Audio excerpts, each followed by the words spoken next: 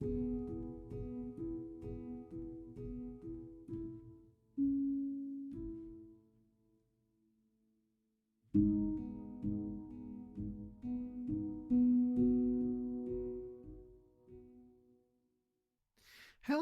and welcome to Dissecting Philosophy with Dr McDonald.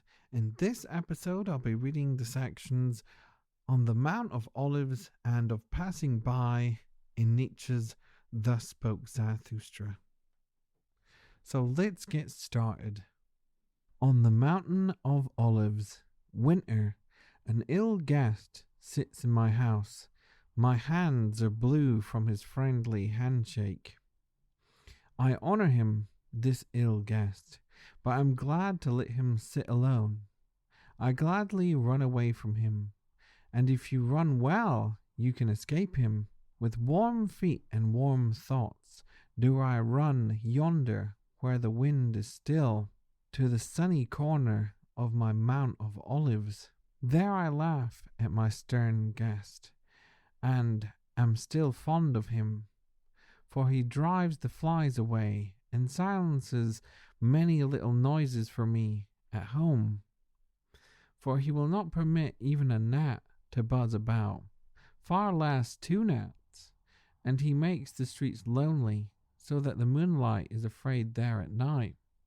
He is a hard guest, but I honour him, and do not pray to a fat-bellied fire idol, as the weaklings do. Rather a little chattering of teeth than idol worship. So my nature will have it. And I especially detest all lustful, steaming, musty fire idols. Whom I love better in winter than in summer. I now mock my enemies better and more heartily, since winter sits in my home. Heartily, in truth, even when I crawl into bed. Even there my hidden happiness laughs and grows wanton. Even my deceptive dream laughs. I, a crawler. Never in my life have I crawled before the powerful. And if I ever lied, I lied from love. For that reason I am joyful, even in my winter bed. A meagre bed warms me more than an opulent one, for I am jealous of my poverty. It is the most faithful to me in the winter. I start each day with a wickedness. I mock winter with a cold bath. My stern house companion grumbles at that. I also like to tickle him with a wax candle, so that he may finally let the sky emerge from an ash-grey dawn. For I am especially wicked in the morning, at the early hour when the bucket clatters at the well and the horses neigh warmly in grey streets. Then I wait impatiently until the luminous sky at last dawns for me, the snowy bearded winter sky, the white-haired ancient sky, the silent winter sky that often conceals even its sun. Did I learn long luminous silence from it, or did it learn it from me, or did each of us devise it himself? The origin of all good things is thousandfold. All good, wanton things spring for joy into existence. How should they do that? Once only? Long silence is also good, wanton thing, and to gaze like the winter sky from a luminous, round-eyed countenance. Like it, to conceal one's sun and one's inflexible sun-will. Truly, I have learned well this art and this winter wantonness.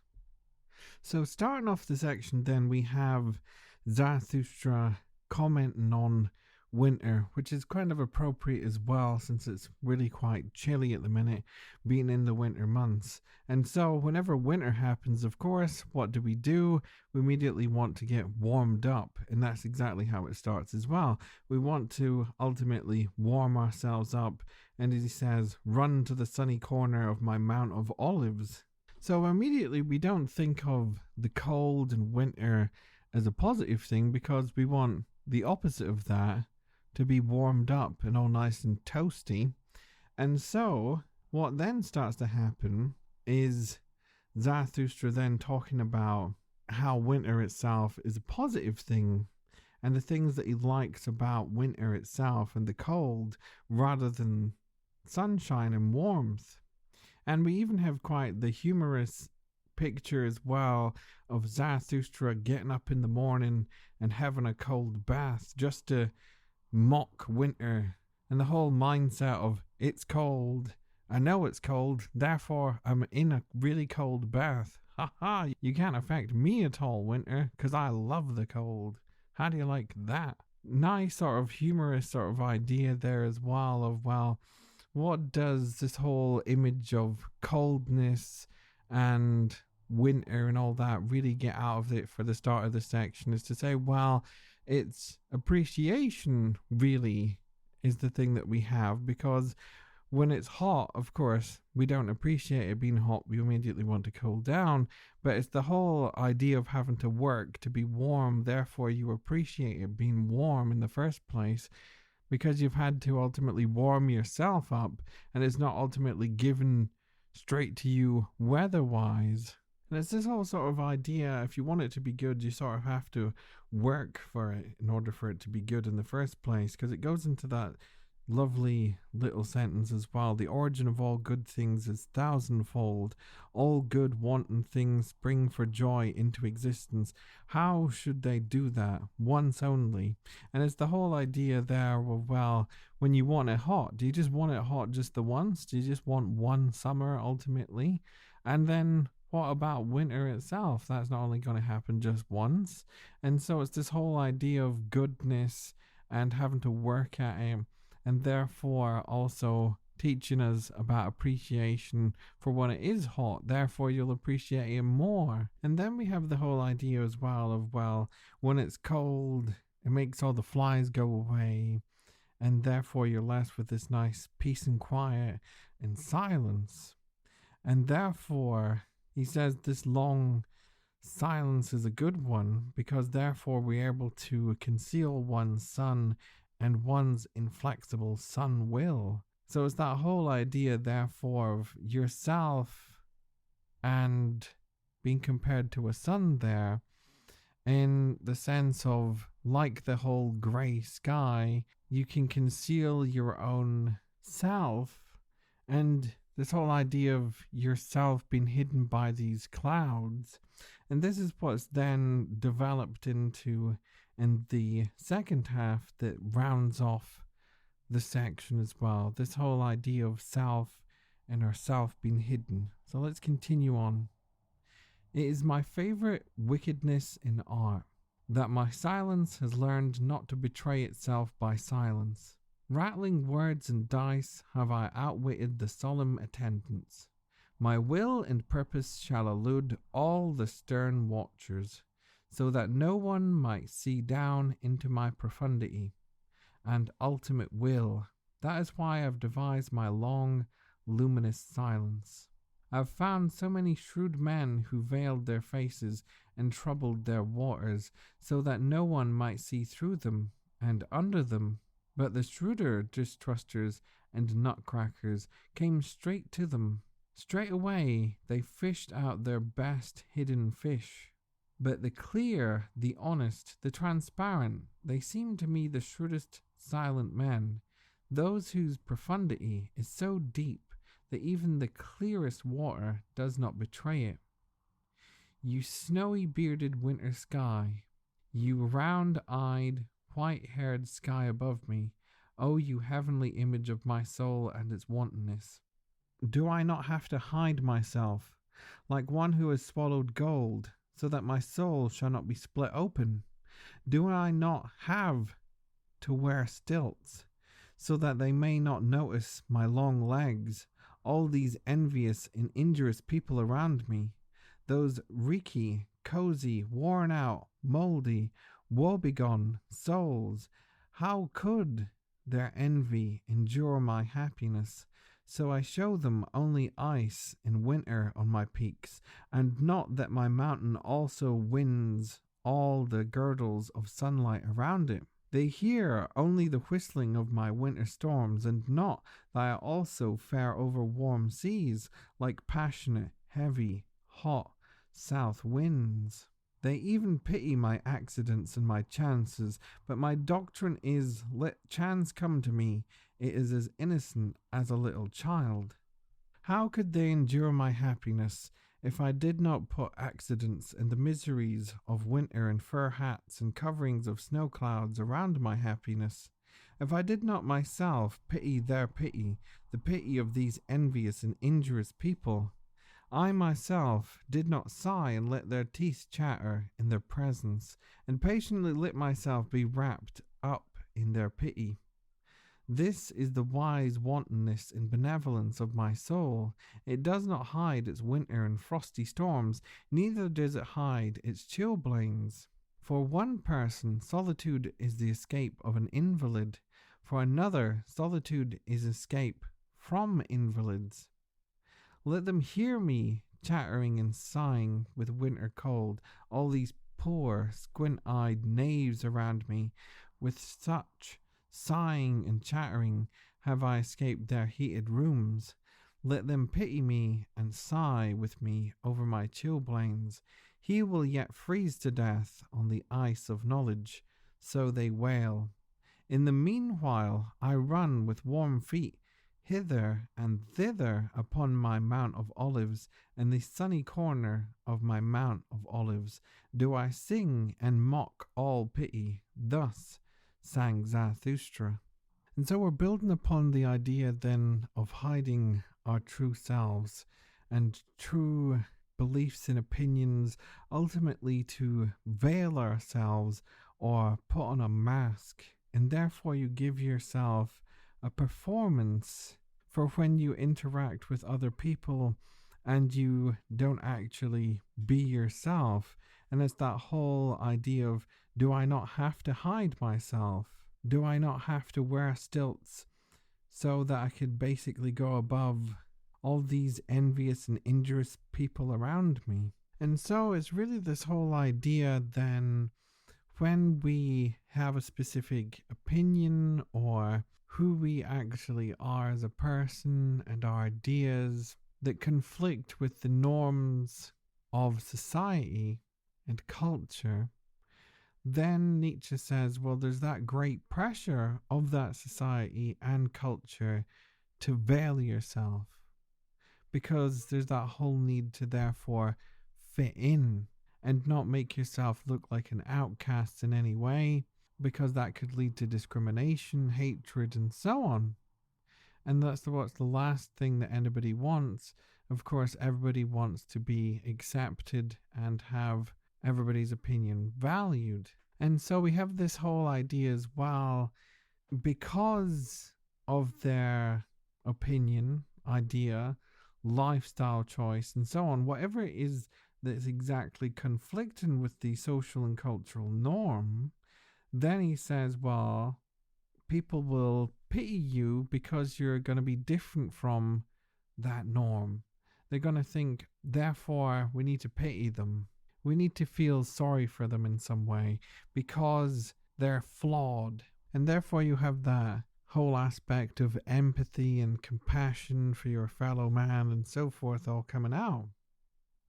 But then is the rebuttal to that, rounding off the section to say, well, we have this whole wanting to escape from society and these social and cultural norms and away from people's pity.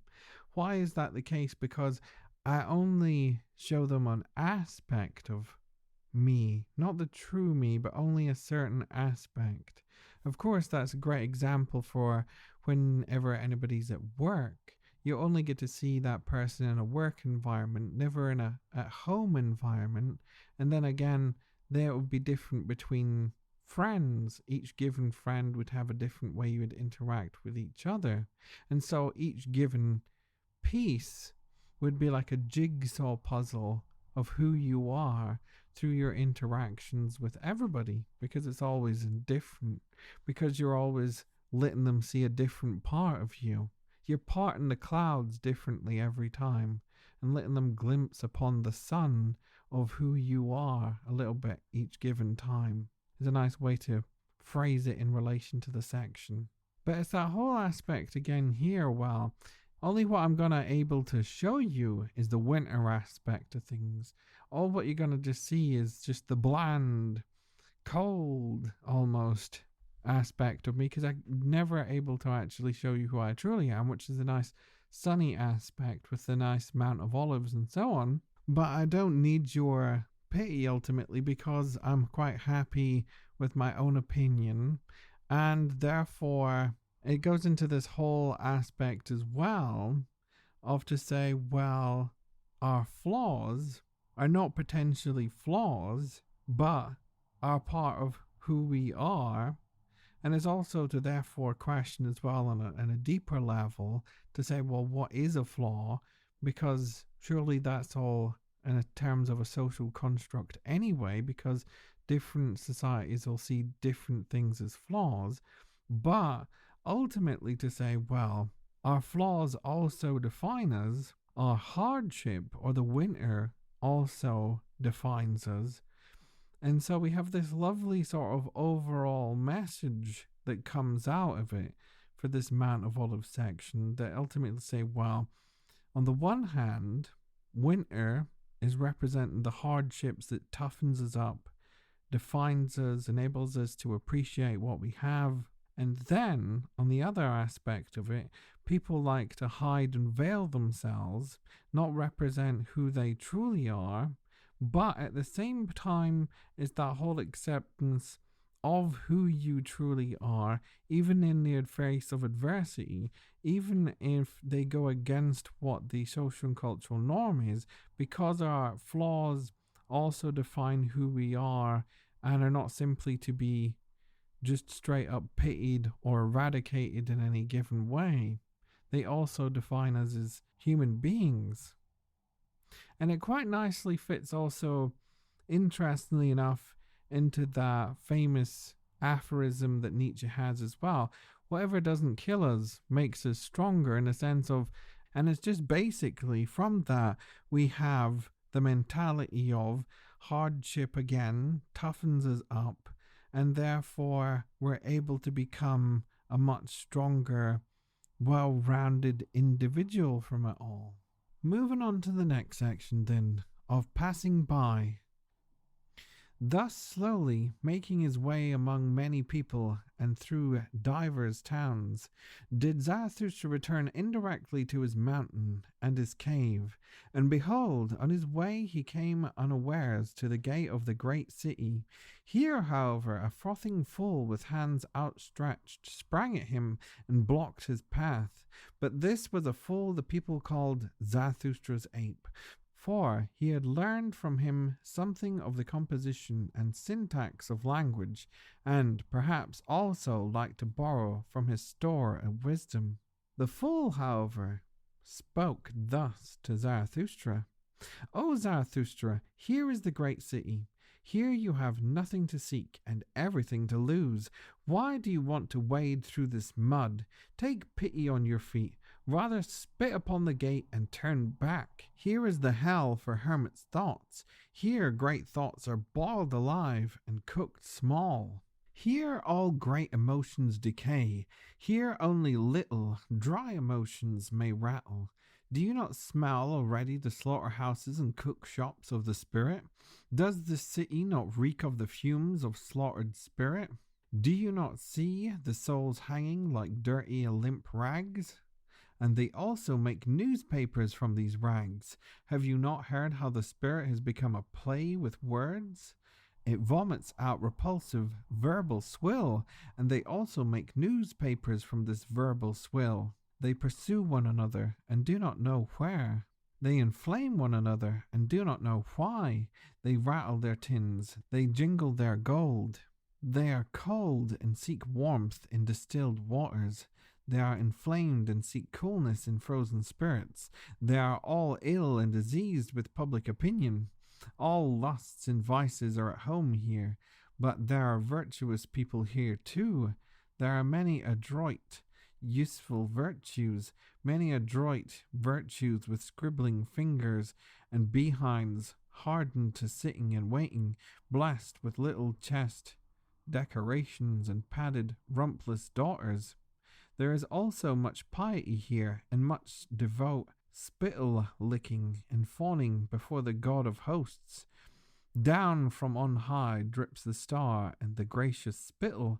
Every starless beast longs to go up on high.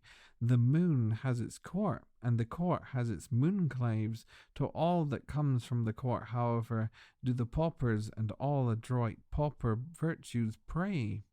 I serve, you serve, we serve. Thus does all adroit virtue pray to the prince, so that the merited star may at last be fastened to the narrow breast. But the moon still revolves around all that is earthly, so the prince too still revolves around what is most earthly of all. That, however, is the shopkeeper's gold. The God of hosts is not the God of the golden ingots, the prince proposes, but the shopkeeper disposes. By all that is luminous and strong and good in you, O Zarathustra, spit upon this city of shopkeepers and turn back. Here all blood flows foul and tepid and frothy through all veins. Spit upon the great city. That is a great rubbish pile where all the scum froths together. Spit upon the city of flattened souls and narrow breasts, of slant eyes and sticky fingers, upon the city of the importunate, the shameless, the ranters, in writing and speech, the overheated ambitious, where everything rotten, disreputable, lustful, gloomy, overripe, ulcerous, conspiratorial, festers together. Spit upon the great city and turn back.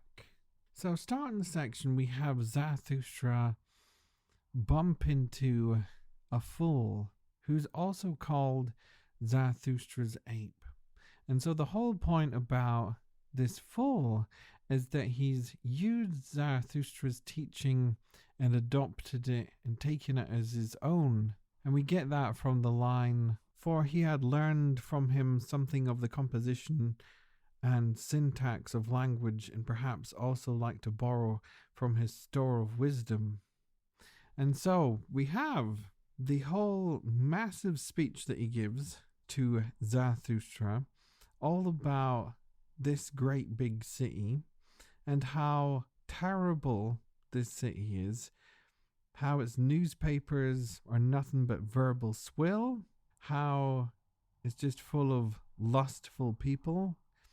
Everybody's solely focused upon just gold and wealth, and we just get this big massive list right at the end: rotten, disreputable, lustful, gloomy, overripe, ulcerous, conspiratorial, festers together, spit upon the great city. And so we could say, well, what is the fool doing here? Is that on one hand you can say, well, he's adopting Zarathustra's philosophy, and therefore he's become incredibly critical of social and cultural norms that ultimately are given from society. And on the other hand, what's happening is that we have also this whole challenge to knowledge itself, and to say, well, what they say is knowledge is ultimately verbal swill. There's no such truth there.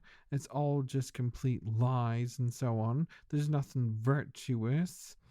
Anything virtuous ultimately has a sit down and has to wait for it to happen, because everything's always moving towards something that's lustful and viceful and so on.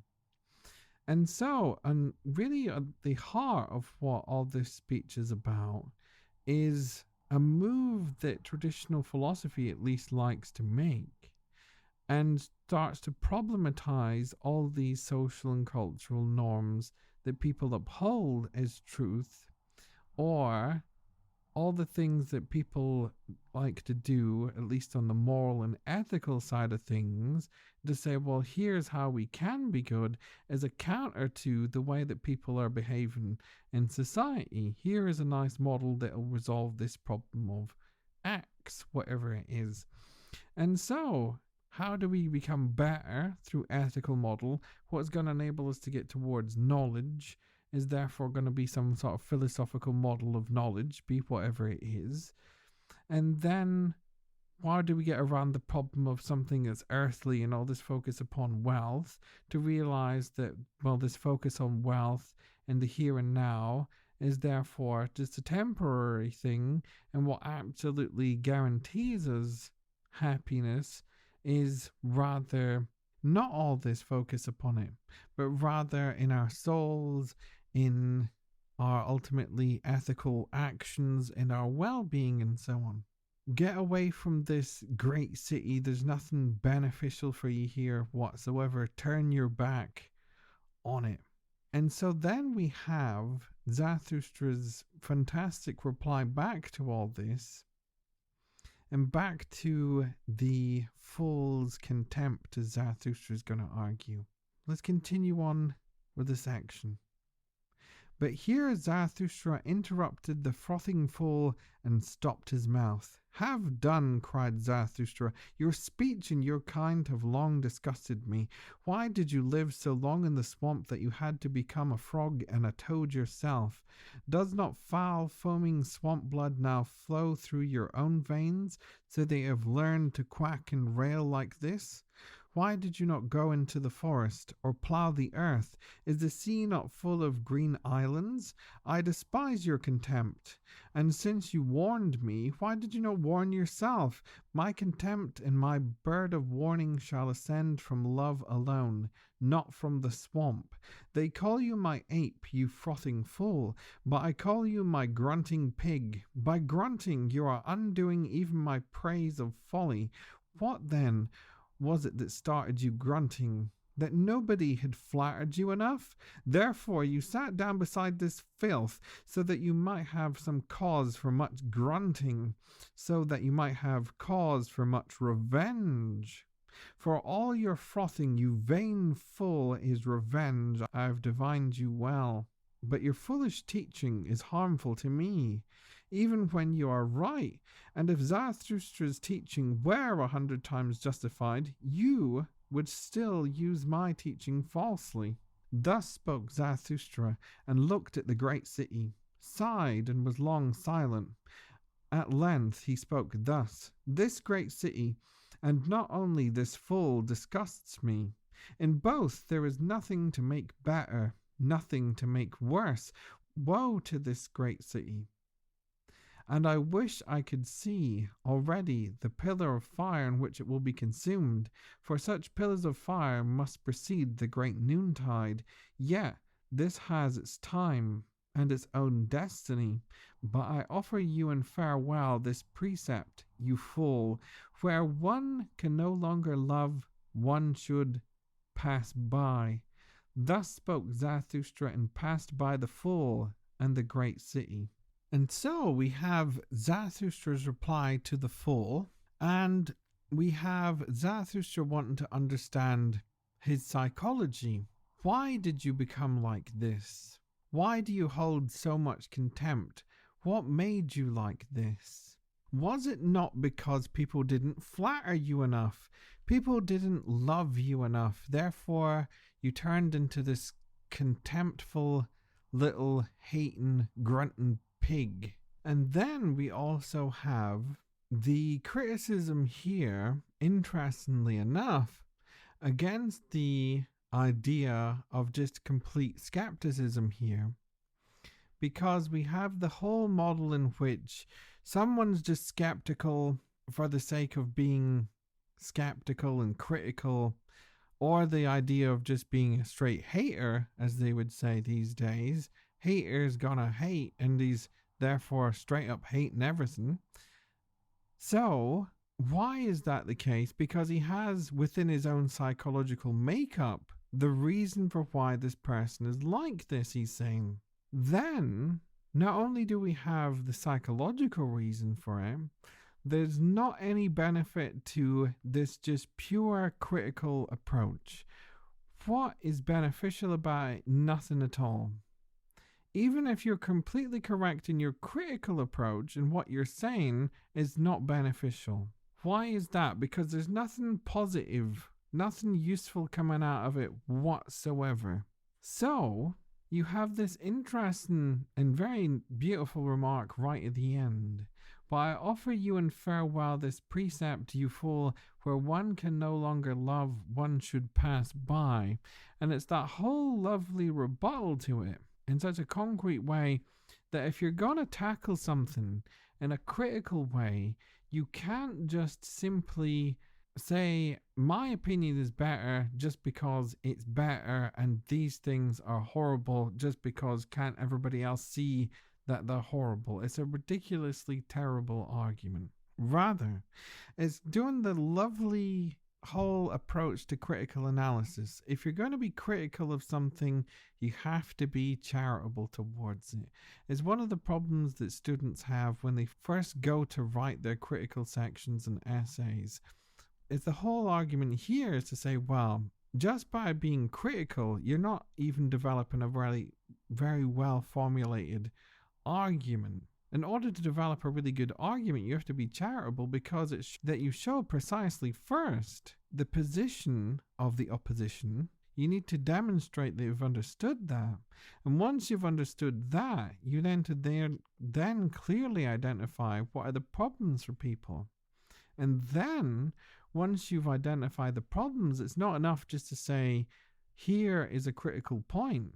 It's to say, well, here's a critical point that provides an alternative, and this alternative is beneficial because. So it's almost like that little tagline there on the end to say, in order for this to have a beneficial critical approach, we therefore need to have this positive aspect of it that's going to come out of it.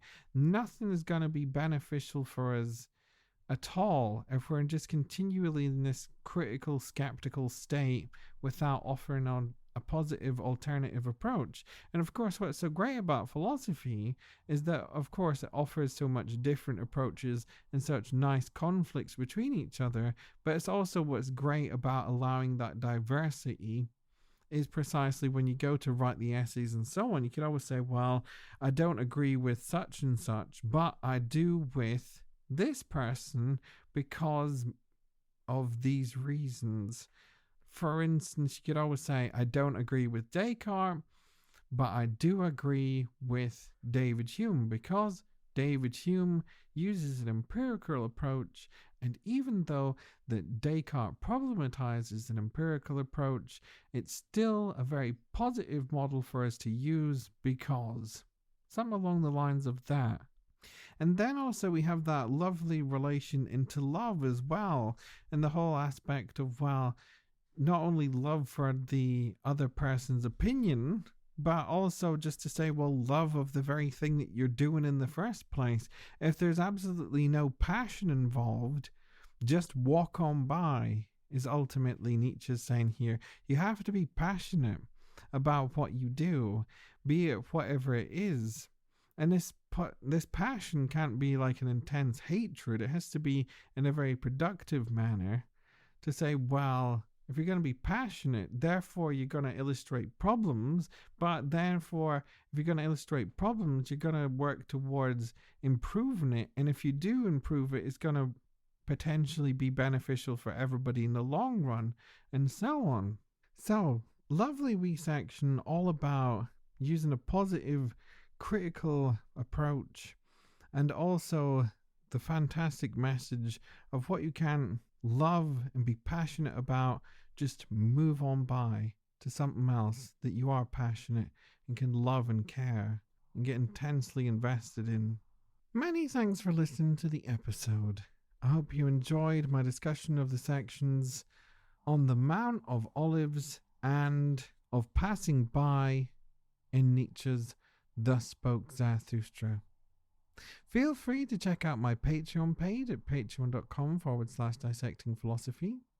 I also have a little donation website where you can tip me a little small price of a coffee as well from the website ko-fi.com/dissectingphilosophy, ko-fi.com/dissectingphilosophy. And you could also feel free to drop me a wee email at my address dissectingphilosophy@gmail.com.